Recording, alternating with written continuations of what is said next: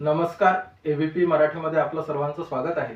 विदर्भाची पंढरी म्हणून ओळख असलेल्या संतनगरी शेगावच्या निवडणुका संपन्न झाल्या. विविध खाती देण्यात आली आणि एकंदरीत कारभार सुरू झाला. याच पार्श्वभूमीवर एबीपी मराठीच्या माध्यमातून आपण सर्व सभापती, नगराध्यक्ष यांच्या मुलाखतीचा एक क्रम लावला होता आणि त्याच क्रमाचा एक भाग म्हणून आज आपल्या सर्वांच्या सोबत चर्चा करण्यासाठी आपल्या सोबत आहेत नगर परिषदेमध्ये निवडून आलेले पाणी पुरवठा सभापती पवन महाराज शर्मा आणि यांची मुलाखत घेणार आहेत तरुण भारतचे ज्येष्ठ पत्रकार नानाराव पाटील. संपूर्ण शहराच्या पाणी पुरवठ्याच्या संदर्भात आणि नगर परिषदेच्या निवडणुकीच्या नंतरच्या कालखंडात येणाऱ्या काळामध्ये असणारं विजन आणि त्यांना एक पाणी पुरवठा सभापती म्हणून असलेला अनुभव याच्या सर्व पार्श्वभूमीवर आपण या ठिकाणी चर्चा करणार आहोत. तर मी स्वागत करतो पवन महाराज शर्मा यांचं आणि नानाराव पाटील यांचं. आणि मी विनंती करतो तरुण भारतचे ज्येष्ठ पत्रकार नानाराव पाटील यांना की त्यांनी पवन महाराज शर्मा यांची या ठिकाणी मुलाखत घ्यावी. नमस्कार महाराज. नमस्कार. आपण प्रभाग 5 मधून दुसऱ्यांदा भरघोस मतांनी निवडून आले, याबद्दल सर्वप्रथम आपल्या दर्शकांना काय सांगाल? सर्वप्रथम मी प्रभाग क्रमांक 5 व तसेच शेगाव शहरातील असंख्य माझ्याशी मनाने स्नेहबंधनाने जुडलेले असे माझे सर्व मित्रमंडळी, कार्यकर्ते व तसेच भारतीय जनता पक्षाचे आमचे वरिष्ठ पदाधिकारी सन्माननीय आमदार संजीव कुटे यांनी जो माझ्यावर दाखवलेला विश्वास व तसेच प्रभाग क्रमांक 5 मधील सर्व मतदार बंधू आणि भगिनींनी दिलेली समर्थ अशी साथ, मागील कार्यकाळामध्ये केलेले कार्य त्याचीच ही पावती म्हणून प्रभाग क्रमांक 5 मधील नागरिकांनी दिलेला हा विश्वास व हे विजय त्यांच्यामुळे संपादन झालेला आहे. त्यामुळे मी त्यांचा मनस्वी आभारी आहे. निश्चितच महाराज, तुमच्या कार्यामुळेच तुम्ही यावेळेस भरघोस मतांनी निवडून आले. पण निवडणुकीच्या सुरुवातचा जर काळ पाहिला, जशा निवडणुका लागल्या, जशी चर्चा सुरू झाली, तशी तुम्हाला तिकीट भेटणार नाही अशी एक चर्चा गावात रंगत होती. त्यावर तुम्ही काय सांगा? नानाभाऊ, विशेष असं की भारतीय जनता पक्ष हा खूप मोठा विस्तारित असा पक्ष आहे. त्यामुळे तिकीट वाटप करताना त्यांना पक्षाला नवीन आखणी व नवीन जुळलेले कार्यकर्ते किंवा त्या जागेवर यावेळेस त्या कालखंडानंतर कोण योग्य राहील हे सर्व समजून जाणून व त्यानुसार आराखडा करूनच ते तिकीट वाटप करत असतात. तरी मी केलेल्या कार्यावर व तसेच आमच्या वरिष्ठावर मला पूर्ण विश्वास होता की यावेळेस ते पुनश्च माझ्या कार्याला पाहून मला पुनश्च यावेळेस तिकीट देतील व मतदार राजा हे निवडून देतील असा माझा विश्वास होता. 100% तो विश्वास तुमचा खराही ठरला आणि पक्षाने तुमच्यावर पुन्हा पाणी पुरवठा सभापतीची जबाबदारी दिली. याला तुम्ही कसं पाहसाल? याला मी हेच म्हणणार की मागील 2016 मध्ये जे निवडणूक झाले त्यामध्ये निवडून आल्यानंतर सतत 3 वर्ष मी पाणी पुरवठा विभागाचा पाणी पुरवठा सभापती असं मला भारतीय जनता पक्षाकडून, आमच्या पक्षाकडून सभापतीपद देण्यात आलं. त्यामध्ये व 2 वर्ष स्थायी समिती सदस्य होतो. तर या कालखंडामध्ये शेगाव शहरामध्ये नागरिकांना पाण्याची व्यवस्था, वितरण प्रणाली ही व्हावी व येणाऱ्या काळामध्ये नागरिकांना याचा त्रास होऊ नये याचं योग्य नियोजन त्यावेळेस करण्यात आलं. सध्याच्या परिस्थितीमध्ये सोशल मीडिया हा खूप मोठा आपला सहकारी आहे. त्या माध्यमातून विविध नागरिकांचे ग्रुप बनवण्यात आले. त्यांना योग्य पाणी पुरवठ्याचे जे तक्ता असतो तो तक्ता रोज नागरिकांपर्यंत पोहोचवण्यात आला. आता या आठवड्यामध्ये, येणाऱ्या आठवड्यामध्ये पण तेच प्रक्रिया पुन्हा नवीन राबवण्यात येणार आहे, जेणेकरून नागरिकांपर्यंत पाण्यासंबंधी येणाऱ्या तक्रारी त्यांच्यापर्यंत पोहोचवाव्या किंवा त्यांनी त्या तक्रारी आमच्यापर्यंत पोहोचवाव्या, जेणेकरून ते निकाली काढतात. बरोबर आहे, ते काम तुमचं होतं. 4 वर्ष जवळपास प्रशासक राज्य होतं. त्या काळातही पवन महाराज पाणी पुरवठा सभापती म्हणूनच तुमच्याकडे नागरिकांनी पाहिलं. ही एक तुमची काय जादू आहे? हा नागरिकांचा विश्वास आहे व तसेच जरी पदावर नसलो तरी प्रशासकीय माध्यमातून ते कशा सोडवल्या जातील हा एक सोडवण्याचा प्रयत्न आम्ही या 4 वर्षामध्ये, मागील 4 वर्षामध्ये केला व त्याच्यामध्ये प्रशासनाचा व नागरिकांचा, प्रशासनाचा सहकार्य, नागरिकांचा विश्वास, त्यामुळेच आम्ही हे मागील 4 वर्षात करू शकतो. बरोबर आहे. मध्यंतर म्हणजे या दोघांच्या ह्याच्यातला दुवा तुम्ही राहिले आणि म्हणूनच पक्षाने तुम्हाला दुसऱ्यांदा ते सभापती पद दिलं. सध्याची पाणी व्यवस्था शेगावची कशी आहे? सध्या स्थितीमध्ये मागील अनेक वर्षापासून शेगाव शहराला व्यवस्थित असा पाणी पुरवठा होत आहे. परंतु शेगाव शहरातील काही भाग आहे की ज्याच्यामध्ये 2 दिवसाच्या ठिकाणी 3 दिवसाआड पाणी पुरवठा होत आहे. त्याचं कारण आहे की त्या भागामध्ये असलेली पाण्याची टाकी याची क्षमता जी आहे ते कमी असल्यामुळे, त्याच्यावर जास्त भागं असल्यामुळे आणि जुनं ते सर्व फ्रेमिंग झालेलं असल्यामुळे त्याला आपण हात लावू शकत नव्हतो. परंतु त्याच भागांमध्ये आता नवीन टाक्या विस्तारित झालेल्या आहेत व ते लगेच आता या 10-1 दिवसामध्ये ज्या टाक्या 24x7 या प्रणालीमध्ये नाहीत, अशा एक नागझरी रोडला टाकी तयार करण्यात आलेली आहे. ती टाकी जोडणी झाल्यामुळे त्या चावडीच्या टाकीवर असलेले जे 14 भाग आहेत ते 14 भाग आपण एक भाग जरी रोज 5 भाग जरी घेतो म्हणतो तरी 3 दिवस त्याला लागतात. त्यामुळे चौथ्या दिवशी हा प्रत्येक भागाला पाणी मिळत असतो. तर नागझरी रोडची टाकी जर आपण चालू केली तर मला असं वाटते की त्याच्यातले 5 ते 6-7 भाग हे आपण नागझरी टाकीवर टाकून उरलेले 7 भाग हे चावडीच्या टाकीवर राहतील. तर तो जो भाग आहे म्हणजे ते 14 भाग जे आहेत शेगाव शहरातील पूर्वेकडील, बरोबर, त्या भागांना योग्य असं पाणी पुरवठा लवकरात लवकर येणाऱ्या काळामध्ये निश्चित. आणि आपण मागच्या वेळेस सभापती होता. चांगलं काम पाणी पुरवठ्याच्या माध्यमातून केलेलं आहे. तर ठळक कामे तुम्ही कोणती केली मागच्या टर्म मध्ये? सर्वात महत्त्वाचा भाग याच्यामध्ये असा झाला की जेव्हा खातेवाटप झाले आणि पाणी पुरवठा विभागाची धुरा जेव्हा सभापती या नात्याने आली, तर सर्वात पहिले नियोजन हे बसविण्यात आले की योग्य ते टाकी दर महिन्याला 2 महिन्याला टाकीची स्वच्छता असावी. तसेच टाकी जवळील जेवढेही भाग आहेत याला कंपाऊंड करून ते आतमध्ये आच्छादित असावं, बरोबर, जेणेकरून बाहेरील कोणतेही जनावर म्हणा किंवा मनुष्य म्हणा हे सतत ये जा त्याच्यामध्ये नसावं. कारण आणि त्या टाकीत काही पडू नये, त्या टाकीत काही पडू नये. वालमनच फक्त तिथं त्यांना रहिवाशी असावं किंवा त्यांना एंट्री असावी. किंवा अधिकारी लोकांनी जेव्हाही पडताळणी केली किंवा पाहण्यासाठी गेले तेव्हा त्यांनाच प्रवेश असावा. एकंदरीत तुम्ही शेगावच्या सर्व टाक्या म्हणजे सुरक्षित केल्या. आणि येणाऱ्या काळामध्ये आत्ताच सध्याच विचार केलेला आहे की ज्या ज्या ठिकाणावर शेगाव शहरामध्ये खुलण्याचे वॉल आहेत, जिथं वॉल ऑपरेटिंग केल्या जाते, त्या जागेला पण आपण काहीतरी असं संरक्षण असं प्लेट टाकावं जेणेकरून त्याच्यावर घाण पडू नये. अशा वेगवेगळ्या कार्य आपण या माध्यमातून लावलेले आहे. आपण आता दुसऱ्यांदा सभापती झालात.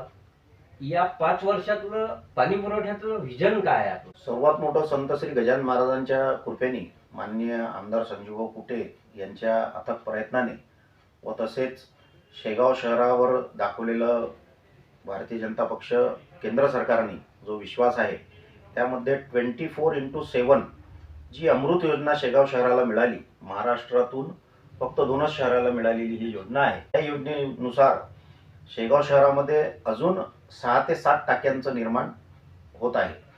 त्यामध्ये शेगाव शहरामध्ये 12 ते 13 टाक्यांची बांधणी होणार आहे. जुन्या 6, नवीन 6 ते 7 अशा 12-13 टाक्या राहतील. त्यानुसार येणाऱ्या 1 ते 2 वर्षानंतर शेगाव शहराला 24 तास पाणी पुरवठा होणार आहे. कारण शेगाव शहरामध्ये असंख्य असे भाविक भक्त, पर्यटक शेगाव शहरामध्ये येत असतात व तसेच शेगाव शहरातील नागरिकांना व भाविक भक्तांना याचा पूर्णस्व असं मदत मिळेल. त्यानुसारच ही सर्वात मोठी शेगाव शहराला मिळालेली उपलब्धी आहे. बरोबर आहे. पण आपण जे योजना सांगितली ही आमदार साहेबांनी मागील 4 वर्ष आधी, जवळपास तुमचा आधीचा कार्यकाळ संपण्याच्या 1 वर्ष पहिले ही घोषणा केलेली होती. त्याच्यावर 4 वर्ष गेले आणि अजून तुम्ही म्हणता व 2 वर्ष अजून लागतील. हा कालखंड तुम्हाला जास्त नाही वाटत का? याचं कारण आहे, ज्या ज्या ठिकाणावर आपल्याला टाक्या बांधायच्या असतात त्या ठिकाणावरच्या नाहरकत घेणे, तसेच इथून वारीपर्यंत नवीन लाईन टाकणे व तसेच जुन्या फ्रेमिंगला हा नवीन फ्रेम जे बनणार आहे टाक्या याच्या जोडण्या कशा होतील याचं प्लॅन आउट करणे व तसेच विविध भागामध्ये खोदणी करणे, खोदकाम करणे आणि तिथं पुनश्च रस्ते बनवणे बरोबर. या सर्व काळामध्ये थोडंसं काळ हे वाढलेलं आहे. अच्छा. तर त्यामुळे या जो 3 वर्षाचा कार्यकाळ देण्यात आलेला होता, हम्म. बहुतेक त्याच्यामध्ये वाढ करण्यात थोडीशी आली. वाढ होणार आहे. कारण लोक म्हणजे आतुरतेने वाट पाहत वाढ आहे. पाहत आहे. कारण प्रत्येकाला वाटते की बा रोज पाणी ताजं मिळावं ताजं मिळालं. शेगावकरांना. ही तुमच्या माध्यमातून लवकरात लवकर होईल का? 100%. आपण आता सांगितलं की शहराला 24 तास पाणी मिळालं पाहिजे, यासाठी अमृत योजनेच्या माध्यमातून नवीन टाक्यांचं निर्माण करत आहोत आपण. महाराज, माझ्या मनामध्ये एक प्रश्न असा आहे की आजही शेगाव सारख्या ठिकाणी बरेच लोक आहेत की जे वॉलवरून पाणी आणतात किंवा आरोची कॅन लावलेली असते बऱ्याच नागरिकांच्या इथे. मी तुम्हाला असं विचारेन की नगर परिषदेच्या माध्यमातून जे आपल्या टाक्या असतात त्या ठिकाणी सार्वजनिक नळाची उपलब्धता आपण करू शकतो का? त्याच्यामध्ये विशेषतः ही आहे की जे ही योजना आपण ज्या वेळेस नगर परिषदला मिळत असते त्यामध्ये एक बायलॉज असतो, नियमावली असते. त्या नियमावलीनुसार या शहराची लोकसंख्या निर्धारिततेनुसार येणाऱ्या 10 वर्षानंतरची लोकसंख्येनुसार आपल्याला पाण्याचा पुरवठा मिळत असतो. त्या पुरवठ्यानुसार आज शेगाव शहराला प्रत्येक एरियामध्ये पिण्याच्या पाण्याच्या पाईपलाईनचा विस्तारीकरण झालेलं आहे. त्यामुळे नागरिकांना आपण विचारलेल्या प्रश्नानुसार मी आवाहन करणार की ज्यांनाही नळ कनेक्शन घेणे अजून राहिलेले असतील त्यांनी यथायोग्य ॲप्लिकेशन करून आपापले नळ कनेक्शन घ्यावे. व तसेच काही भागामध्ये मी तुम्हाला सांगू इच्छितो की काही भागामध्ये नोटराईज घर आहे, त्यांना बहुतांश त्या नोटरीवर नळ कनेक्शन मिळत नसतं. कारण नोटरी हा सरकारी दप्तरी असं याचं नोंदणी नसते. त्यामुळे आज एखाद्याने जर त्या नोटरीवर नळ कनेक्शन घेतलं आणि त्यांनी महिन्याभरानंतर परस्पर ते घर दुसऱ्याला विकलं किंवा त्यांनी पहिलेच दुसऱ्याला विकलेलं असलं आणि 10 वर्ष जर त्या नळाचे बिल भरण्यात आले नाही तर याचा सर्वस्वी नुकसान हे शेगाव नगर परिषदेचं आहे, म्हणजेच आपल्या नागरिकांचं आहे. आणि भारतीय जनता पक्षाच्या मागील 10 वर्षाच्या कार्यकाळामध्ये शेगाव शहरामध्ये असं प्रत्येक एरियामध्ये विस्तारीकरण हे पाण्याच्या पाईपलाईनचं झालेलं आहे. पाण्याचा प्रश्न जो आहे हा माझा असा होता की काही ठिकाणी आपण सार्वजनिक नळाच्या माध्यमातून बरोबर. उपलब्ध करून देऊ शकतो का? याच्यामध्ये मी तुम्हाला ते सांगत होतो किंवा नियमावलीनुसार याच्यामध्ये ठराविक मुद्दे आहेत किंवा जेव्हा तुम्ही प्रत्येक नागरिकांच्या दारापर्यंत त्या पिण्याचे पाईपलाईन किंवा पिण्याचं पाणी तुम्ही पोहोचवत आहेत तेव्हा सार्वजनिक दृष्ट्या नळ देण्यात येऊ नये. अच्छा. कारण शेगाव शहरामध्ये जर आपण आज एक सार्वजनिक नळ देण्याचा विचार केला तर असंख्य वस्ती आणि असंख्य चौकामध्ये लोकांची मागणी वाढणार. बरोबर. त्यानुसार आपण प्रत्येक ठिकाणावर ते नळ जर दिले तर या योजनेचा फायदा जो नागरिकांना मिळावा तो त्या प्रकारे होणार नाही. निश्चितच महाराज, बरोबर आहे तुमचं म्हणणं. तुम्ही आता बोलले की बुवा नगरपालिकेचं नुकसान होईल जर अवैध कनेक्शनचा फार मोठा मुद्दा आहे बरोबर. शेगाव शहरात. बरोबर. आपण मागील 5 वर्षात सुद्धा पाणी पुरवठा सभापती होते आणि या योगायोगाने यावेळेसही आपण पाणी पुरवठा सभापती आहात. तर या अवैध नळ कनेक्शन बाबत आपली काय भूमिका राहील? हे माझ्या मनामध्ये होता असाच प्रश्न तुम्ही केलेला आहे. कारण याच्यावर मागील 8 दिवसापासून आम्ही या विषयावर चर्चा करत आहोत. मागीलही कार्यकाळामध्ये आपण अवैध नळ कनेक्शन मोहीम कमीत कमी 5 ते 6 वेळेस राबवली. त्यामध्ये विविध भागामध्ये आपण पडताळणी केली, पाहणी केली. नळ सुरू असताना तिथं कर्मचारी गेले, त्यांनी योग्य ते लिहून आणलं की कोणाच्या घरी मीटर कनेक्शन आहेत किंवा नाही आहे व तसेच त्यांच्यावर आपण कारवाई केली. तर मी यावेळेसही आता येणाऱ्या काही दिवसामध्येच ते अभियान पुनश्च राबवण्यात येणार आहे. मी नागरिकांना आपल्या माध्यमातूनच आपल्या चॅनलच्या माध्यमातून एक विनंती करतो की ज्या ज्या नागरिकांनी अवैध नळ कनेक्शन हे जोडलेले असतील कृपया त्यांनी तात्काळ अवैध नळ कनेक्शन आपले बंद करावे. कारण ही योजना तुमच्यापर्यंत पाण्याची जी पोहोचलेली आहे हे अनेक शहरामध्ये आजही 8-8 दिवस पाणी मिळत नसतो. आपल्या शेगाव शहराला पाण्याचा मुबलक असा पुरवठा होत आहे. तरी कृपया आपण सर्वांनी योग्य रीतीने अर्ज करून वैध नळ कनेक्शन आपल्या घरी घ्यावे व तसेच याच माध्यमातून मी प्रत्येक एरियामधील नगरसेवकांना पण विनंती करतो की आपापल्या प्रभागामध्ये जिथं जिथं आपल्याला असं दिसत असेल त्यांना आपण सूचना द्याव्यात. त्यांना असं करावं की त्यांनी वैध नळ कनेक्शन घ्यावे. त्यालाच अनुसरून महाराज माझा एक दुसरा असा प्रश्न होता की हद्दवाढ झालेल्या परिसरामध्ये आज ग्राउंड लेवलला सुद्धा जे पाणी जाते ते प्रॉपर पोहोचत नाही किंवा बऱ्याच ठिकाणी मोटर लावून पाणी घेतला जाते. तर याच्यासाठी आपल्याला भविष्यात काहीतरी पाईपलाईनच्या माध्यमातून म्हणा किंवा ते योजनेमध्ये काहीतरी बदल करून ते प्रॉपर पाणी पोहोचवला जाईल अशी काही योजना आहे का? गावातील असंख्य अशा एरियामधून तक्रारी आम्हाला प्राप्त होत असतात की बा मुबलक असं प्रेशरनी पाणी आमच्या इथं पोचत नाही. त्याची वैशिष्ट्यता की काही वेळेस जी पाईपलाईनची विस्तारीकरण केलेली आहे याच्यामध्ये एखाद्या वेळेस काही अडचण येऊ शकते किंवा त्याच्यामध्ये काही अटकाव होऊ शकते. तर ते आम्ही त्यावेळेस त्याला खोदून त्यांना ते पूर्ण टीम पाहून त्यांना ते पुरवठा व्हावं हे पूर्ण कार्य करत असतो. परंतु ते केल्यावरही जर त्या एरियामध्ये पाणी पोचत नाही तर याला एक मोठा कारण हे झालेलं आहे की प्रत्येक लोकांनी काही प्रमाणामध्ये आपल्या घरामध्ये मोटारी नळावर लावलेल्या आहे. ज्याचा खूप मोठा परिणाम असा होतो की एखाद्या गल्लीमध्ये गोळीमध्ये किंवा एखाद्या रस्त्यानं जेव्हा आपण शिरतो तर त्यामध्ये सुरुवातीच्या जर 5 घरांनी 10 घरांनी जर मोटारी लावलेल्या असल्या तर मागील 50 घरांना जेव्हापर्यंत त्यांच्या मोटारी बंद होत नाही आणि तेव्हापर्यंत त्यांना पाणी जात नाही.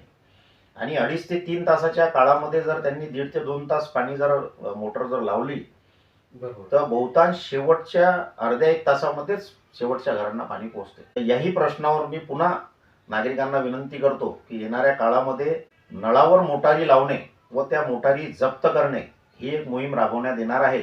तरी नागरिकांनी कृपा करून आपल्या नळावर असलेल्या मोटारी हे बंद कराव्यात जेणेकरून आपल्या सोबतच आपल्या मोहल्ल्यात आपल्या एरियामध्ये असलेल्या लोकांना मुबलक असं पाणी मिळालं पाहिजे. निश्चितच महाराज, तुमचं आव्हान हे सकारात्मक आहे, परंतु सर्व भागात पाणी कसं मिळेल याची काय मग उपाययोजना आहे? सर्वांना पाणी समान मिळालं पाहिजे ना महाराज. अनेक वेळा पाईपलाईन दुरुस्तीच्या नावावर खूप वेळा गावाला वेठीस धरल्या जाते. 4-5 दिवस नळ येणार नाही, ते काम चालू आहे, इथं पाईपलाईन फुटली, तिथं पाईपलाईन फुटली.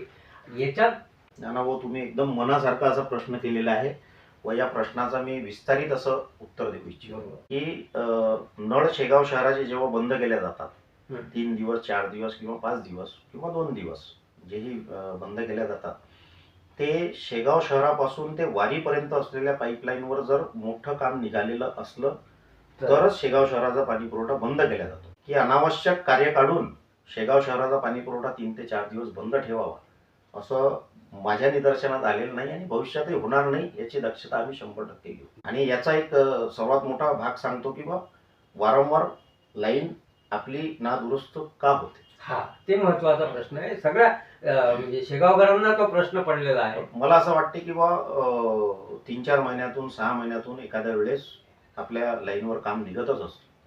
त्याचं सर्वात मोठं कारण हे आहे की वारी हनुमान ते शेगाव शहर या 75 ते 80 किलोमीटरची जी पाईपलाईन आपली टाकलेली आहे तर महाराष्ट्रातील 2-3 शहरामधला शेगाव शहर असा एकमेव शहर आहे की विदाऊट इलेक्ट्रिसिटी पाणी हे वारी ते शेगाव शहरांच्या टाक्यापर्यंत पोहोचतं. तर या पाण्याला कोणत्याही ठिकाणी कोणत्या प्रकारचा फोर्स राहणार, जसं आता आपण आपल्या घरामध्ये 1 हॉर्स पॉवरची मोटर लावली, बरोबर. आपल्या विहिरीवर घरातल्या विहिरीवर आपण 5 हॉर्स पॉवरची मोटर लावली तर त्याच प्रकारचं प्रेशर येणार. बरोबर. 1 हॉर्स पॉवरची लावली तर तेवढी धार येणार, 2ची लावली तर तेवढी, 5ची लावली तर तेवढी.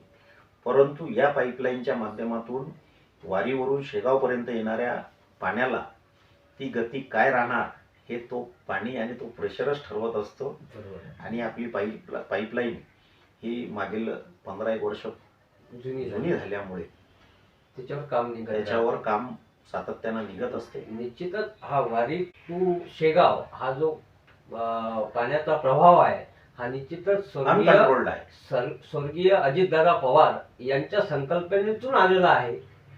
हा त्यांच्याकडे मागणी करूनच शेगाव शहरातील त्या काळामध्ये जे स्थानिक प्रतिनिधित्व होतं किंवा जे सत्ता होती त्या सर्व नगरसेवकांच्या माध्यमातून नगराध्यक्षांच्या माध्यमातून त्यावेळेस आमदार संजीवभाऊ कुटे हे विद्यमान आमदार होते. त्यांनी अथक असे प्रयत्न त्यांच्यासोबत करून स्वर्गीय माननीय अजितदादा पवार हे त्यावेळेस जलसंपदा मंत्री असताना त्यांनी शेगाव शहराला सहकार्य करून व पाटणकर CO साहेब होते. बरोबर. हे सर्वांनी मिळूनच ही योजना शेगाव शहराला व संत श्री गजानन महाराज संस्थांचा याच्यामध्ये खूप मोठा असा सिंहाचा वाटा आहे. त्यामुळेच आज शेगाव शहरामध्ये हे पिण्याच्या पाण्याची मुबलक अशी व्यवस्था. महाराज, हद्दवाडीमध्ये जे अगोदरच्या पाईपलाईन मध्ये घेतलेले जे नळ आहे आणि आता नव्याने जे पाईपलाईन टाकण्यात आलेली आहे, ज्यांच्याकडे वैध नळ आहेत त्यांचा असा काही प्रश्न आमच्या कानावर येतोय की नवीन घ्यायच्या वेळेस याची कुठली नियमावली लागू राहील किंवा परत पैसे भरावे लागतील किंवा ते पाईपलाईन टाकण्यासाठी परत खोदण्यासाठी पैसे द्यावे लागतील, त्यांना असे खूप प्रश्न पडलेले आहेत. त्यामुळे आपलं काय नियोजन केलं? किंवा मी घेतलेल्या माहितीनुसार जे जुनी फ्रेमआउट झालेली आहे शेगाव शहरामध्ये, जे जुनं शहर आहे ज्याच्यामध्ये ज्यांनी जुने नळ कनेक्शन जुन्या टाक्यावरून किंवा जुन्या लाईनवरून घेतलेले आहे, बहुतांश त्यांना कोणत्याही प्रकारची बाधा किंवा त्यांना नवीन काम किंवा त्यांचे नवीन कनेक्शन असं कोणतंही त्यांना त्रास होणार नाही. नवीन टाक्यावरून नवीन जे लाईन टाकण्यात येऊन राहिलेली आहे आणि SDPच्या ज्या लाईन आहेत हंतवाडीमध्ये PVC पाईपच्या ज्या लाईनी आहेत, त्या नवीन तिथं SDPचे पाईप टाकल्यामुळे त्यांना नवीन कनेक्शन घ्यावं लागतील.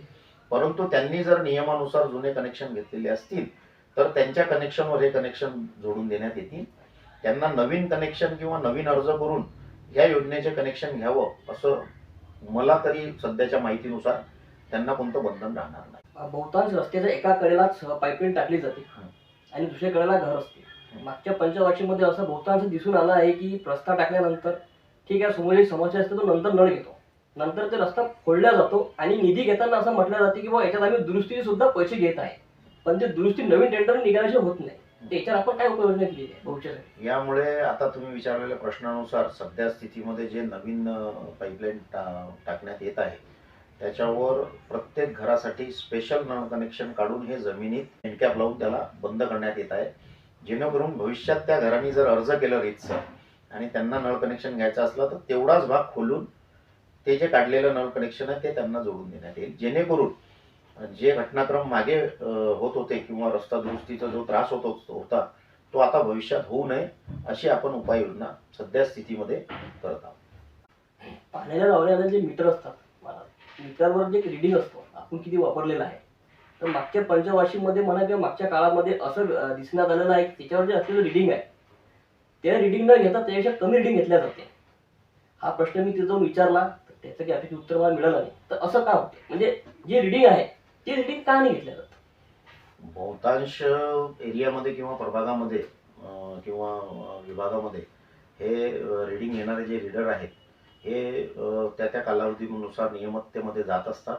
परंतु आतापर्यंत आमच्या निदर्शनास असं आलं नाही की हेतू परस्परपणे किंवा कोणाच्या व्यक्तिगत संबंधामुळे ते मीटरचे जे रिडिंग आहेत ते कमी घेतील किंवा कमी घेत असतील असं निदर्शनास आले नाही. भविष्यात जर नागरिकांकडून अशा तक्रारी काही मिळाल्या किंवा आमचे रिडिंग जास्त आहेत परंतु दुसऱ्यांचे कमी घेण्यात आले किंवा त्याच्यामध्ये जर अशी काही तफावत आढळल्या, संबंधित जर तो कर्मचारी तसं काही कार्य करत असेल किंवा नागरिक तसं काही प्रकार करत असतील तर त्यांच्यावर योग्य ती कारवाई करण्यात येईल. आता पुढे हे रिडिंग मागच्या वेळेस 2 महिने आड घेतला जात होतो, त्यात काही आपण नियोजन काही केलेलं आहे का की 1 महिना? कारण भरपूर जणांना तो निधी आपल्या वापरानुसार किंवा तो टॅक्स भरणे अवघड चाललाय. आता 4 वर्षापासून नवीन भागामध्ये 4 वर्षात टॅक्स आलेला नाही, हा नगरपालिकेकडून आलेला नाही. तर आता हे प्रोसेस चालू झाल्यानंतर एखाद्याला 26,000 25,000 तिथे गेल्यानंतर एवढेच भरावे लागतील. असाइनमेंटसाठी अडथळा आणला जातो, त्याला कुठंतरी आपलं घराचं हे द्यावं लागतं, शिक्षणासाठी पैसे काढावे लागते, घर घाण ठेवावं लागतं, अशा वेळेस त्याला अडचण येते. तुम्ही मला एकाच याच्यामध्ये 2 प्रश्न केलेले आहेत. एक प्रश्न केलेला आहे तुम्ही की पाण्याच्या मीटरचे जे बिल आहेत हे लवकर देण्यात यावे किंवा रीडरनी दर महिन्याला रीडिंग घ्यावं. सध्या मनुष्यबळ पुरवठ्यानुसार किंवा त्या विभागाअंतर्गत असलेल्या मनुष्यबळाच्या नुसार आपण शेगाव शहरातील जे 15 प्रभाग आहेत त्यानुसार रीडिंग घेण्याचा जो क्रम आहे त्यानुसार त्या क्रमपर्यंत पोहोचण्यामध्ये त्याला 2 ते 3 महिने हे त्या मनुष्यबळानुसार लागत असतो. तरी मी नागरिकांना या माध्यमातून आवाहन करेन की जर तुम्ही दर 2 महिन्याला जरी तुमच्या घरी बिल आलेलं नसलं तरी तुम्ही जर येता जाता एखाद्या वेळेस नगर परिषद पाणी पुरवठा विभागामध्ये आले आणि तुम्ही तुमच्या असलेल्या सध्या स्थितीमध्ये जर नळ चं बिल मागितलं तर त्यांना त्वरित नळाचं बिल तिथून काढून देण्यात येते किंवा त्यांच्यानुसार जो क्रम असतो त्यानुसार ते पोहोचवतातच. त्याला जोही कालावधी समजा 2 महिने 3 महिने 4 महिन्याचा कालावधी मागे पुढे होत असतो. परंतु जर नागरिक स्वतःहून तिथपर्यंत आले किंवा काही कामानिमित्त आले किंवा घरातील एखादा व्यक्ती दर 2 महिन्यांनी तिथपर्यंत पोहोचले किंवा नळाचं बिल असावं तर तेही एक सुविधा तिथं आहे की त्यांना त्वरित ते बिल काढून देण्यात येते किंवा नागरिकांनी स्वतःहून आपल्या घरूनही जर रीडिंग तिथं नेलं की मला या 2 महिन्याचं रीडिंग आहे हे पाहून घ्या सध्या स्थितीमध्ये GPS नुसार अपलोड करून टाकून द्या, तरी हे सुविधा लागू आहे. दुसरा प्रश्न आपला होतं की टॅक्सेशनचं, की मागील 4 वर्षापासून टॅक्स पावती मिळाली नाही. याचं एक कारण तुम्हाला सांगू इच्छितो की मागील 3 ते 4 वर्षापूर्वी जे DPR शेगाव शहराचं तयार झालं, दर पंचवार्षिकनुसार जे DPR तयार होत असते, शेगाव शहरातील नागरिकांना किंवा आम्हाला स्वतःला आपणाला असं निदर्शनास आलं की अवाढव्य असं टॅक्स वाढवण्यात आलं. तर त्याच पार्श्वभूमीवर सर्व नागरिकांच्या ज्या तक्रारी प्राप्त झाल्या, विविध संघटना, विविध माध्यमे, माननीय स्वर्गीय शेखरभाऊ नागपाल त्यांचाही जो एक ग्रुप आहे, संघटना आहे, व विविध चांगला संघर्ष केलेला आहे. चांगला संघर्ष केला त्यांनी. न्यायालयामध्ये म्हणा, त्यांनी आयुक्ताकडे म्हणा, त्यांनी नगर परिषदेकडे म्हणा, आमदार साहेबांकडे म्हणा, त्यांनी विविध असे अर्ज करून पाठपुरावा केला. ते जिवंत असतानाच आम्ही त्याच माध्यमातून लोकप्रतिनिधी या नात्यांनी सर्व शेगाव शहर भाजपचे जेवढे वरिष्ठ पदाधिकारी आहेत, मान्य शरद अग्रवाल आहेत, जुने पदाधिकारी आहेत, सर्व यांनी सर्वांनी मिळून आमदार साहेबांना सांगितलं की बाबा हे जे आलेले टॅक्स आहेत हे अवाढव्य झालेले आहेत, व तसे पुष्टीकरण दिले कागदानिशी की बाबा ज्यांचा 100 रुपये टॅक्स आहे त्यांना अचानक मध्ये 400 रुपये आला. एक उदाहरण की चौपटीनं किंवा कोणाकोणाचं तर आमच्याकडे असे प्राप्त झाले की 10 पटीनं म्हणजे 8,000चं 80,000 रुपये टॅक्स पावती ते अनावधानात झाले किंवा कोणत्या चुकीमुळे झाले. तर हे जेव्हा आमदार साहेबांकडे ठेवून आम्ही निदर्शनास आणून दिलं, तेव्हा आमदार साहेबांनी नागपूरच्या हिवाळी अधिवेशनमध्ये बोलवून माननीय मुख्यमंत्री साहेब यांच्याशी चर्चा करून त्याच्यावर मंत्रालयामार्फत एक स्टे दिला. त्यानुसार मागील 3 ते 4 वर्षापर्यंत ते त्याच्यावर निर्णय व्हावेत त्यानुसार ते थांबलेलं होतं. आत्ता मागील काही 6 महिने वर्षभरापूर्वीपासून मागीलच टॅक्स म्हणजे जे मागे होते, स्टेच्या पहिले जे होते, त्यानुसार आता बिल वाटप करणं बहुतांश नगर परिषदेने सुरुवात केलेली आहे व मागील तो प्रकरण इथं सध्या स्थितीमध्ये थांबलेला आहे. येणाऱ्या काळामध्ये त्याच्यावर लवकरच निर्णय होईल. महाराज, मागच्या पंचवार्षिकलाही भाजपचे दोन्ही उमेदवार या तुमच्या मतदारसंघाने प्रभागाने निवडून दिलेले आहेत. यावेळेसही दोन्ही उमेदवार भाजपचेच यांनी निवडून दिलेले आहेत या प्रभागाने. तर या प्रभाग 5 साठी तुमचं काय विजन आहे येणाऱ्या 5 वर्षासाठी? प्रभाग क्रमांक 5 हे शेगाव शहराच्या मुख्य वस्तीमध्ये येणारं असं प्रभाग आहे. बरोबर. तर या प्रभागामध्ये विविध बँकिंग म्हणा किंवा हॉटेल्स म्हणा, बाजारपेठ म्हणा किंवा व्यापारी वर्ग, व्यापारी मेन रोड आहे, व्यापारी वर्ग आहे व लोकसंख्या वस्तीनुसार व्यवस्थित अशा वस्त्या वसलेल्या आहेत.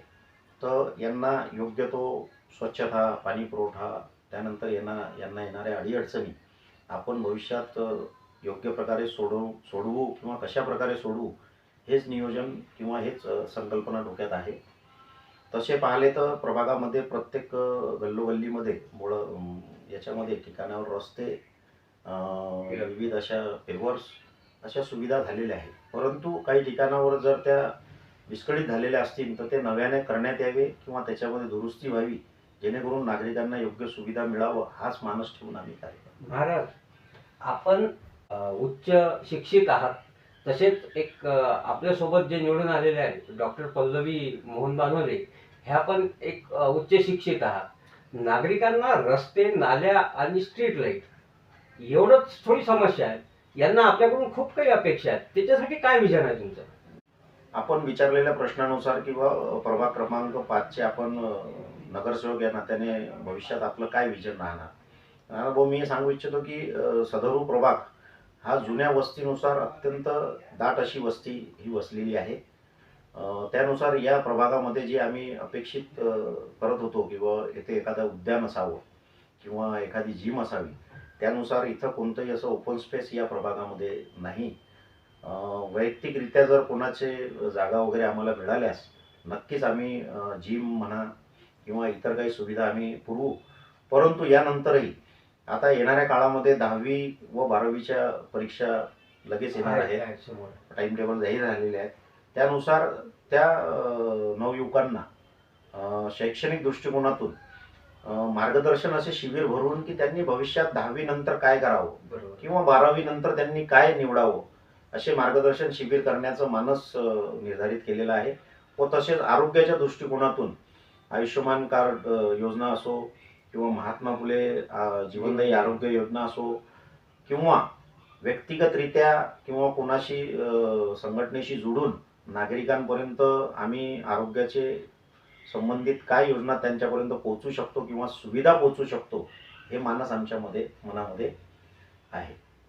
व तसेच नवयुवकांच्या रोजगारासंबंधित एखादं मार्गदर्शन शिबिर की जेणेकरून त्यांच्या शैक्षणिक पातळीनुसार किंवा त्यांच्या शैक्षणिक क्षमतेनुसार त्यांनी कोणत्या फील्डमध्ये जावं किंवा कोणत्या फील्डमध्ये त्यांनी रोजगारासाठी अप्लाय करावा हे सर्व शिबिर घेण्याचा मानस आमच्या मनामध्ये आहे. शेवटच्या टप्प्याकडे आपण वळूया. गावात अशी एक चर्चा आहे की तुम्हाला निवडून येऊन एक जेमतेम आता 9 वर्ष झाले आणि पक्षात सुद्धा तुम्ही नव्यानेच एक 9-10 वर्षाचा हा कार्यकाळ तुमचा पक्षासाठी झालेला आहे. परंतु या कमी काळात तुम्ही भाजपचे नेतृत्व म्हणून समोर आलात आणि अशी चर्चा चालते किंवा सर्व काही गोष्टी तुमच्या हातात असतात बऱ्याचशा. याच्यावर तुम्ही काय हे करता?